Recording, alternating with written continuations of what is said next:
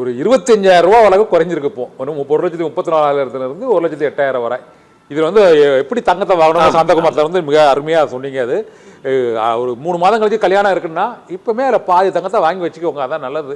முழுமையாக அது குறையும்னா இன்னும் குறைஞ்ச போது மீதி தங்கத்தை வாங்கிக்கோங்க. அதான் உங்களோட ஆலோசனை. மிக்க நன்றி. இன்னொரு முக்கியமான ஒரு சந்தேகம் எனக்கு என்னென்னா, இந்த கச்சா எண்ணெய் விநியோக சிக்கல், மற்றபடி இந்த சிலிண்டர் தட்டுப்பாடு, இதனால் வந்து உணவக தொழில் நேரடியாகவே பாதிக்கப்பட்டு விட்டது.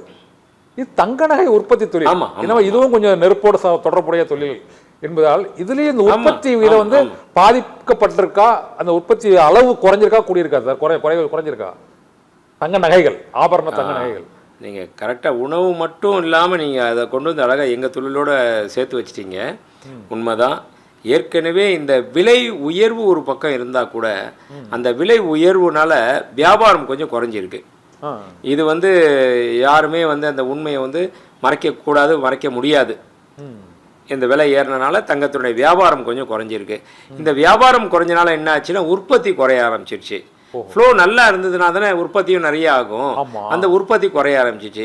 ஏற்கனவே அந்த உற்பத்தி குறைஞ்சனால அந்த இவங்களை வச்சு யானையை கட்டி தீனி போட முடியாது அப்படின்னு சொல்லிட்டு நிறைய அந்த தயாரிப்பாளர்கள் இருக்காங்க இல்லையா, அவங்களாம் தன்கிட்ட வேலை செய்கிறவங்கள கிட்டத்தட்ட ஒரு 60% ஆட்களை ஊருக்கு அனுப்பிச்சிட்டாங்க. அதிலும் குறிப்பாக சொல்லணும் அப்படின்னு சொல்லி போனால், இப்போ இங்கே தமிழ்நாடு முழுவதும் இந்த நகைத்தொழில் பண்ணுறவங்க நம்ம ஆட்கள் விஸ்வகர்மாவை விட, தமிழ் விஸ்வகர்மாவை விட பெங்கால் சைட்லேருந்து வர்றவங்க தான் நிறைய இருக்காங்க. இன்னைக்கு நிறைய சாரையா வந்து இங்க இறங்கிட்டாங்க. அவங்க எல்லாமே 60% நகை உற்பத்தி தொழிலையும் வடமாநில தொழிலாளர்கள் நிறைய பேர் இருக்காங்க. தமிழ்நாடு இங்க உள்ள தொழிலாளர்களோட 100%. ஆமா ஆமா, அவங்க இன்னைக்கு நேத்து வரல சார், ஒரு 30 வருஷத்துக்கு முன்னாடி இருந்து வர ஆரம்பிச்சுட்டாங்க. முதல்ல வர ஆரம்பிச்சிட்டாங்க. அது கொஞ்சம் கொஞ்சமா வந்தாங்க. ஆனா கடந்த ஒரு 15 வருடமா நிறைய வர ஆரம்பிச்சிட்டாங்க. இப்ப இருக்காங்க. அப்படி இருக்கும் பட்சத்தில் அவங்க எல்லாமே இப்போ 100க்கு 60 பேர் ஊருக்கு போயிட்டாங்க.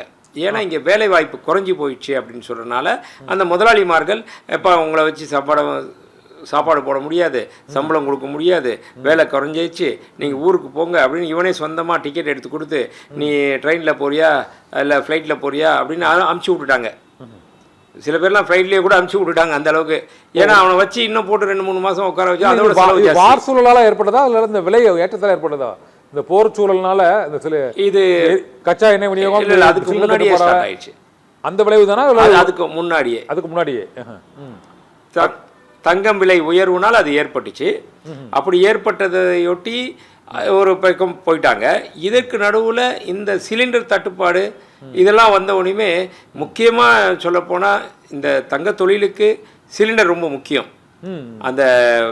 அதை உருக்கிறதுக்கும் அதை வந்து உருக்கிட்டு தகடு பண்ணுறதுக்கும், தகடு பண்ணி அப்புறம் ஒவ்வொரு பொருளாக ஊதி பற்ற வச்சு நம்ம பண்ணுறோம் பார்த்தீங்களா, அதுக்கு எல்லாமே கேஸ் அவசியம் தேவை இருக்குது. முதல் மாதிரி கிடையாது. முதல்லாம் வந்து நம்ம ஆசாரிமார்கள்லாம் வந்து ஒரு கனல் ஊட்டி பண்ணுவாங்க, சின்ன அப்படி எல்லாம் பண்ணிக்கிட்டு இருப்பாங்க. அதை வச்சு ஊதி பண்ணிட்டு இருப்பாங்க. இப்போ எல்லாமே எல்லா துறைகளிலுமே டெக்னாலஜி வளர்ந்தனால இப்போ எல்லாமே அந்த மாதிரி ஹீட்டை வந்து இமீடியட்டாக கொண்டு பண்ணிடலான்ட்டு டக்குன்னு கேஸ் அந்த பைப்பை அப்படி திருவுறாங்க, லைட்டரை இப்படி அடிக்கிறாங்க, அங்கே அந்த ஜுவாலை வர ஆரம்பிச்சிடுச்சு, நெருப்பு ஜுவாலை. அதை வச்சு எல்லாமே பண்ண ஆரம்பிச்சிடலாம் அப்படின்னு. இப்போ அதுக்கெல்லாமே கேஸ் தட்டுப்பாடு வந்துருச்சு. அப்படி ஏற்கனவே இந்த வேலையும் குறைஞ்சிருச்சு, இதில் இந்த கேஸ் தட்டுப்பாடு வந்துருச்சு. அதனால் பார்த்தீங்கன்னா வேலை இன்னும் இருக்க அது ஒரு 10-15% வேலை வாய்ப்பு, அந்த உருவாக்கும் திறன், தயாரிப்பு திறன் எல்லாமே குறைஞ்சி போச்சு.